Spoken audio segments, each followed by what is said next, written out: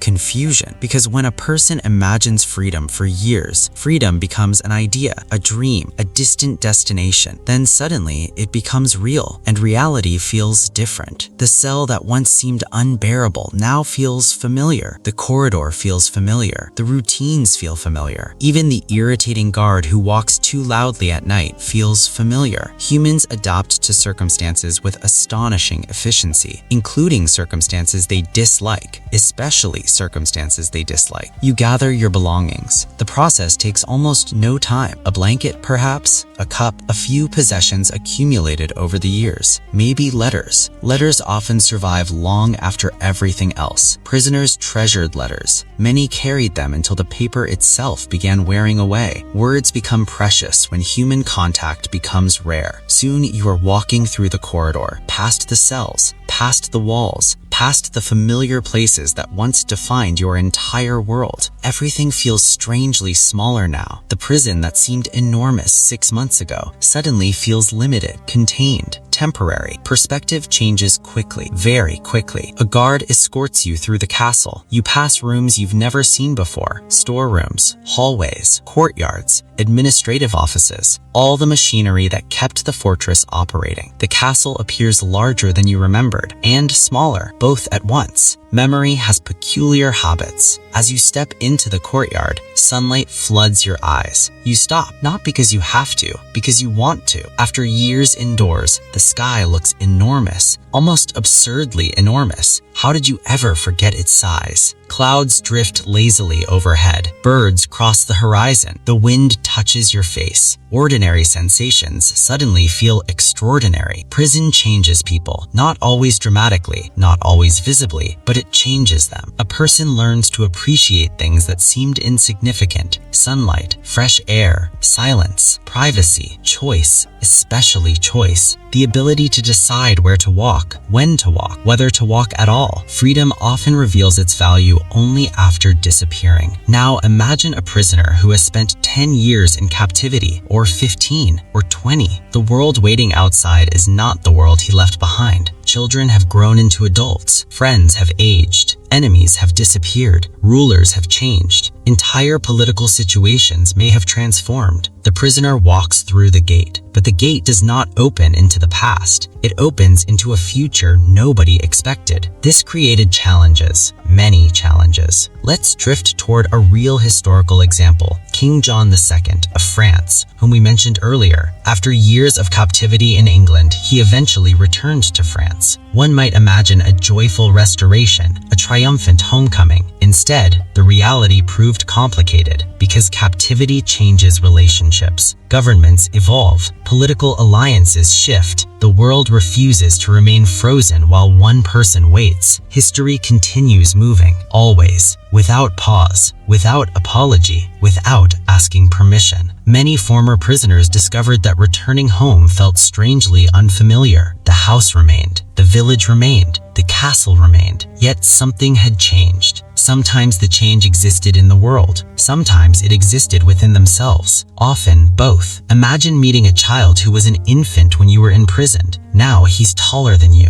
Imagine returning to lands managed by others for years. Imagine discovering that local politics have transformed completely. People have moved on, not because they stopped caring, because life continued. Life always continues. One of the most difficult adjustments involved decision-making. Prison removes decisions. What will you eat? Whatever arrives. Where will you sleep? Wherever you're assigned. What will you do tomorrow? Probably the same thing you did today. Freedom restores choices, and choices can feel overwhelming. Modern people experience small versions of this all the time. Too many options, too many possibilities. Now imagine confronting that feeling after a decade of confinement. The experience could be surprisingly disorienting. Some former prisoners adjusted quickly. Others struggled, not because they wanted prison, because they had adapted to prison. Adaptation is not approval. It is survival. There is a difference. As afternoon approaches, your journey away from the castle begins. The road stretches ahead, the same road prisoners once dreamed about while staring through narrow windows. Now it belongs to you.